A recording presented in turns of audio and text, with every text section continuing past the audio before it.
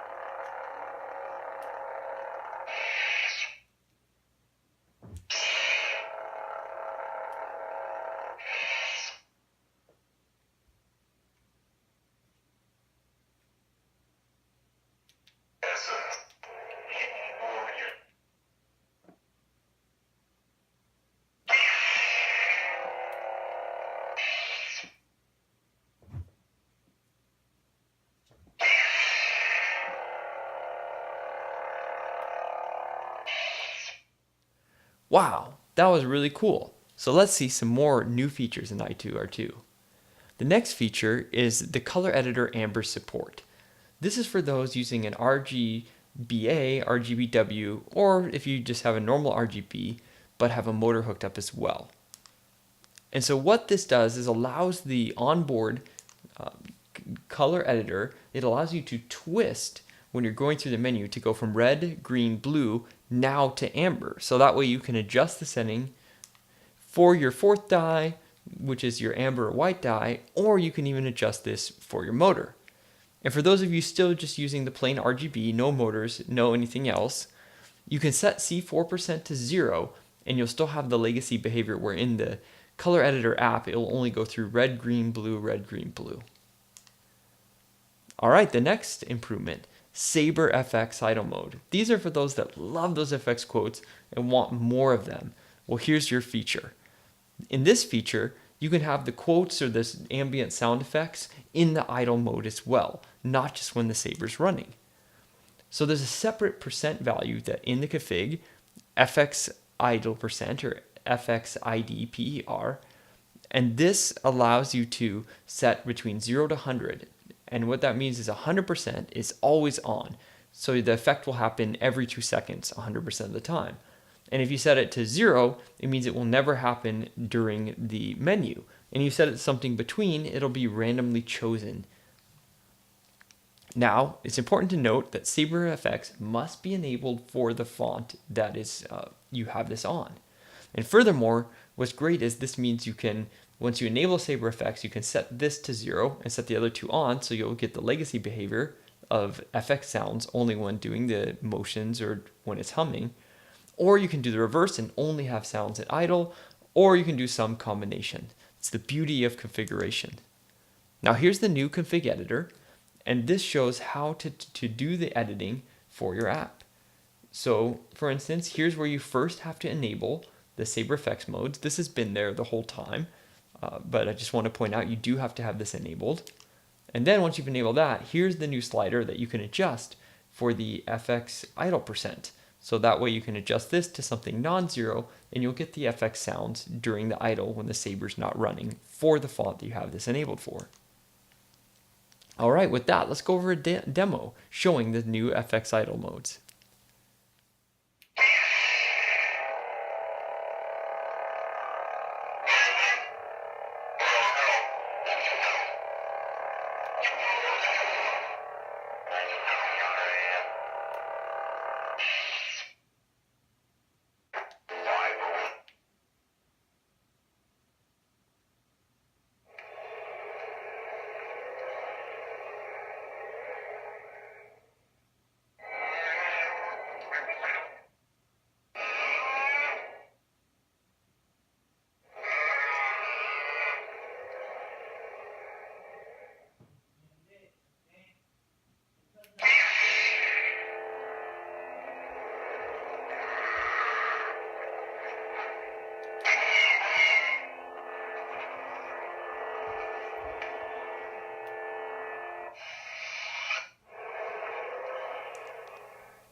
Wow, that was a great demo. So let's go right now into the smash sounds.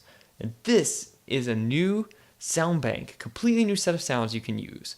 Why would I want to add this new sound bank? Well, up until now, the Saber world has had the two extremes for the motion sounds. There's been the old swing and a miss sound, where you're swinging the Saber, but it's not hitting a single thing. Then there's the opposite extreme, where a Saber's hitting something it totally cannot go through. Normally another Saber, but it could be the types of metal the Saber can't cut through.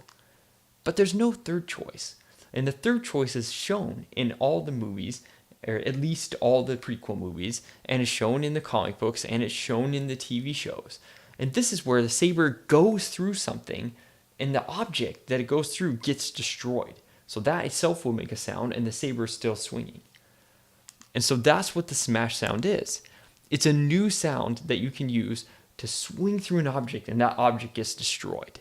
So you can trigger this new sound by holding the aux button and swinging the Saber. That'll play a new sound from the font_n/SMSH bank. So for instance, for font 1, you'll have font1/SMSH/ And then all your files can go there from SMSH01, 02, all the way up to 99.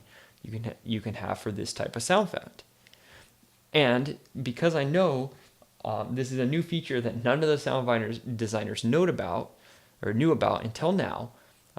So for now, if you hold the aux and do this and your sound font doesn't have these sounds, it'll play a normal swing. But as you add these fonts in, then you'll be able to hold it and do it. With that, let's go over a demo of this awesome new feature.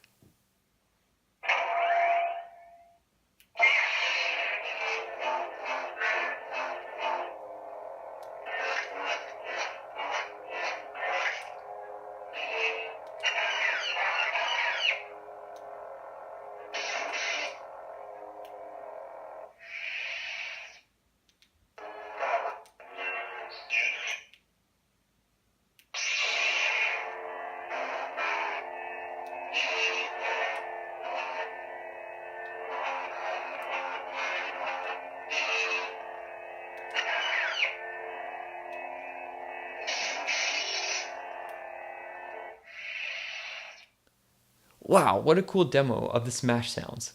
So let's continue with some more cool stuff. In fact, we're going to now focus on this awesome new feature of the alternating clash. So alternating clash. In this release, I wanted the clashes to be more impactful. Ever since my initial release, I wanted colors to be a priority, and I love that the clashes can be set as a separate color. However, currently, the clash goes to that color, and it just alternates the brightness, but the hue is kept. And in my mind, I had the idea of lightning crashes, where the hue of the lightning changes from white to yellowish to even the bluish as shown here. And I never felt this has been replicated with my Sabre until now. So with the alternating clash, you're going to be able to rapidly switch between the blade color and the clash color. So two distinct hues will be swapped. You're going to be able to have a low and a high color with the blades. And what's awesome is this is a feature, again, per font. So you can disable it and get to the legacy behavior for any font that you want. So here's the config editor, and this is for I2-R2 showing where you can add this feature. And all you actually have to do is simply enable this checkbox, and then the bottom rightmost two sliders will then adjust the lengths for the clash color for the rightmost one and then the blade color for the lower one, instead of being the high and low brightness times. And with that, let's go over a great demo showing the alternating clash.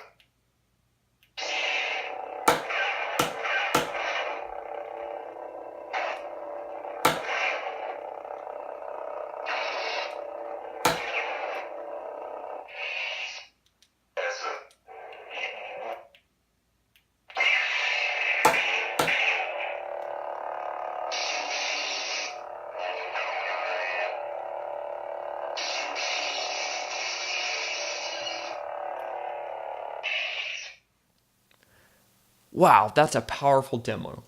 So let's continue and see what other awesome things we still have in store. And let's continue with the demo of the Sabre Demo App. So the Sabre Demo App, this idea is to bring your Sabre to life, even when it's just sitting there. For instance, look at these awesome Sabres. These here were created by Darth Alice, and he's an affiliated Sabre installer of mine. He made these amazing curved hilts, oval curved hilts, full metal, just beauties. But the thing is, when these hilts are sitting here, even with the kill key pulled, they have the exact same functionality of this. And yes, they look thousands of times better than this plain old brick does. But sitting side by side, they do the same thing. And so I wanted to change that. I want your Saber to be alive when it's sitting there. So when you go to a con, if you have it sitting there and want it to be showing off while you're talking to people, not acting, or if you're just over with friends and you have your Sabers, as I have them sitting here, you want them to do something. So this is what the demo app does. What it does is randomly goes through each of your fonts, turns it on, does some random actions, turns it off, and then randomly waits some time and goes to the next font. And the lengths of those are configurable. So the length that it takes to go from font to font, that's configurable, and it's randomly sampled in a range. And also the length between each action when a font is playing is configurable as well. And after going through every single font you have on disk, then it will play all the Sabre Cinema tracks. And also, while it's playing those, it will turn on and off the Sabre with Sabre Cinema, and you can configure the length that it will turn on and off Sabre Cinema as your third setting. And lastly, while the demo app's running, you actually can still pick it up and interact with the menu. So if someone says, oh, I want to see a dark font, and that's a ways away, you can pick it up, use the aux button to go to it, and immediately turn that on. Then it will randomly do the effects. Now you can't actually do swings and clashes. The motion doesn't register in the demo app, but you can still use the menu, which is great to show off the features and let it do its thing randomly. All right, with all that, let's see a demo of the demo app. Color and motion demo mode.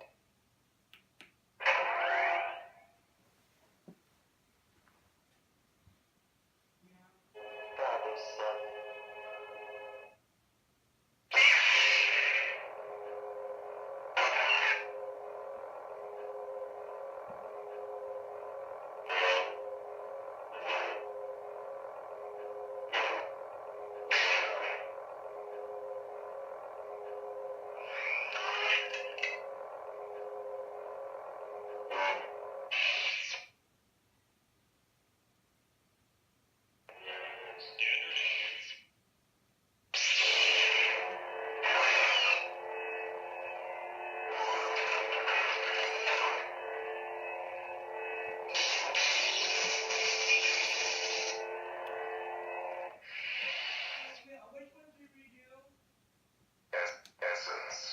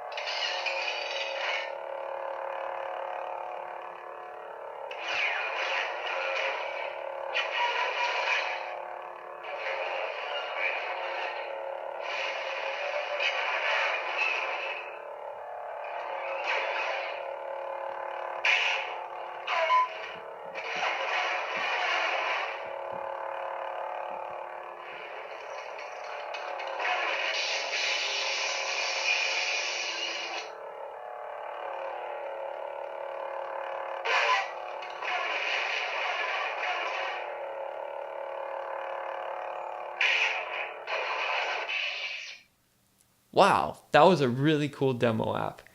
I really liked it. I hope you guys love it as well. And with that, I am now very pleased to bring you the last release I want to talk about, the last improvement, the big finale for the I2-R2 release. And that's the LED driver overhaul. Well, why did I overdrive the LED driver system? Well, it's simply to support the NeoPixel strings. That's right, Igniter 2 now supports NeoPixels for RGB string blades. So what are NeoPixels? Here I have posted a couple examples of NeoPixels. On the top, you will see the howdy sign. Those are multiple strips of NeoPixels, and because they're individually addressable, you can get different colors for each dot and you can spell out words. And then on the bottom, that's going to be the types of strips that we're going to stick up in the blades. And you can see where the hue is changing as it goes around from blue to purple. And again, because each LED value can be changed independently, you can change the colors such as this. What are some advantages to NeoPixel blades? Why use this over the standard LED that we've come to love in this hobby? Well, one thing is you're going to get a super bright and even blade. This is true with any type of string blades, but with NeoPixels, you're also going to get RGB, which is pretty hard to do with the standard style string blade. You also have a digital interface, so there's only 3 wires to hook up. 3 connections you only need when you plug in your connector, so that makes it really easy to deal with instead of multiple segment standard blades. You can also do standard style 5mm LEDs. There's NeoPixel LEDs like that, or you can use the strip blade. And let's look at those two right now, starting with actually the strip blade. So here's a link to one that I actually purchased from Adafruit. It's a 144 LED per meter strip. And there's 2 ways to make this a blade out of these. You can put them back to back in the blade, or you can do a 3 in a triangular prism fashion. In both cases though, with the 144 meter LED per meter strip, you do need to cut off this plastic housing. It's shown in the picture there. You need to cut that off so it'll fit. Other than that, you pretty much can just stick it in the hilt. Here's a picture of the string blade on the top versus the bottom, which is the NE Cree RGB with the green LED on only. And what you can see is this is the triangular prism configuration of 3 NeoPixels of the 144 LEDs per meter. So you can see that there's a big difference in evenness and brightness between these two. Now let's talk about the second way to build it. There's also 5mm LEDs that you can get from SparkFun, as I've put the link here.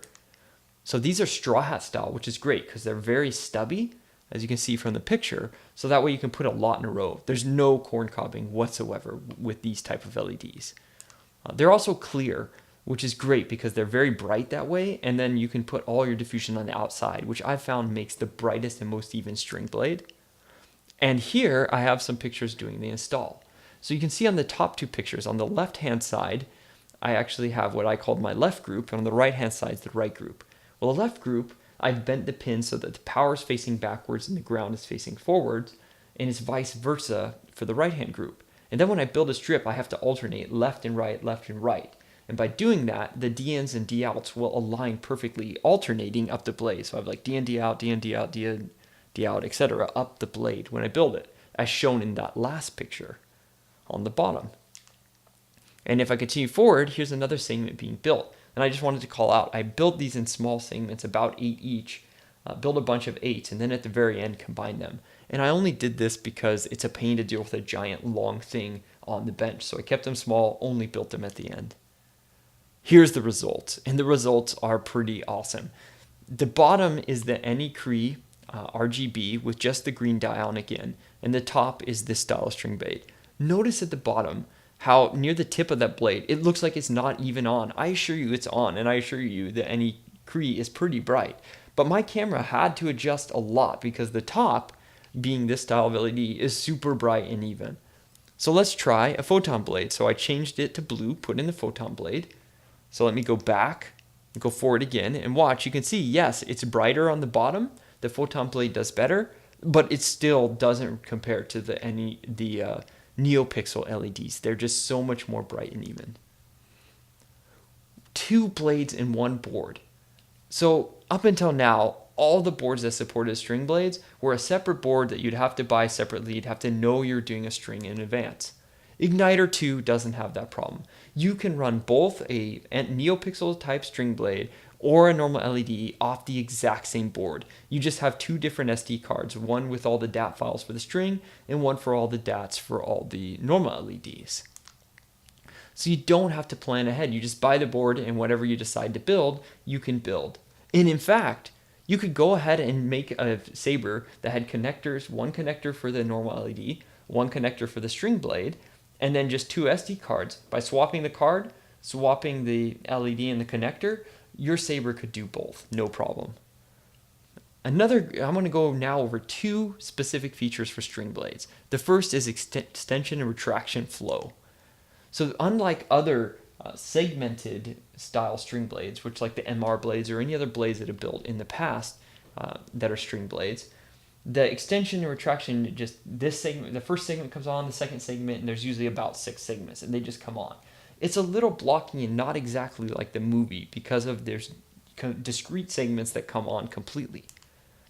However, with extension and flow, every single LED comes on in a row completely. So it's much more streamlined. It looks much more realistic. And further, the top 12 or so LEDs actually have a fade to them. So it really looks like there's pushing out and sucking back in. Very lively and awesome effect. And also what's really great is it still retains the length of the sound file. If you put 0 in the config, the extension and retractions will completely match the sound file for a great effect. Though, of course, if you want to have it really fast and not match the sound file, you can always put some specific value. The other feature that's specific for the string blades is the impact blast. Now, up until now, every single blast effect has pretty much been like a chunk of LEDs or all the single main LED, and the whole blade just changes the color. That's okay, but what really happens if you watch? You think you have a lightning bolt that's hitting a certain area, and the impact dissolves in that area. So I wanted to replicate that, and that's exactly what Impact Blast does. It replicates this energy hitting the blade and dissolving out at that spot. So it randomly picks a width, picks a spot, and makes the color and fades that out as if it's hitting and absorbing. And then further, it randomly picks where that spot is. And you can configure the range of that from the middle of the blade. You can configure how wide. So if you want the whole blade to be able to have impacts, or you just want it in the narrow section in the middle. This is very great for allowing you to have a unique experience with your impacts. And finally, what's cool is the color is the same. So you set the color and you can set the blast shade, and that will, using the random spot, it'll also randomly vary the color and the shade of that color. And finally, this is a per font setting. So if you want the legacy blast for the string blade, you can do that for any number of fonts. And here's the I2-R2 config editor. And this is going to show how to set the width. So here there's a new slider at the bottom. This allows you to set your width. So you can change this to how many LEDs from the middle you want to be able to go down and up. So if you put 10 LEDs, that means you go 10 and 10. Between there is where the blast will happen. And alternating clash. This isn't a new feature. Well, it's a new feature for this release. It's not specific to string blades, but I want to call out it's optimized for string blades. Unlike the normal LED where you just get the color changing from high to low, with the string blades you also get variations up and down the blade. So this is a vibrant effect that has a very changing colors, and it changes per blade setting. So as you do dual phase and change your blade, the clash will look so different, even though the clash color is the same, because your blade underneath has changed. You get a great different effect. It's super bright too. You'll see this in the upcoming demo. And speaking of that demo, let's just show it. I think you guys are going to love this.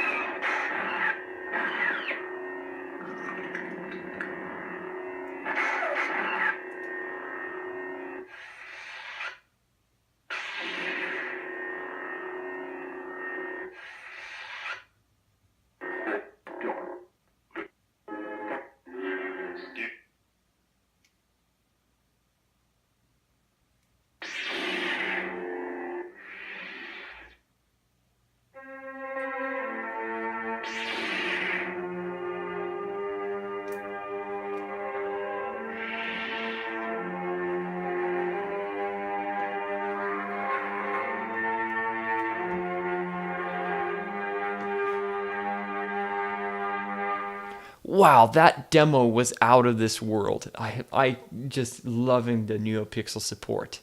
But I do want to say there's a couple things to be aware of before everyone just jumps out and spends all the money to buy the NeoPixel strings for their blades. The first thing is your blade is going to be a lot heavier.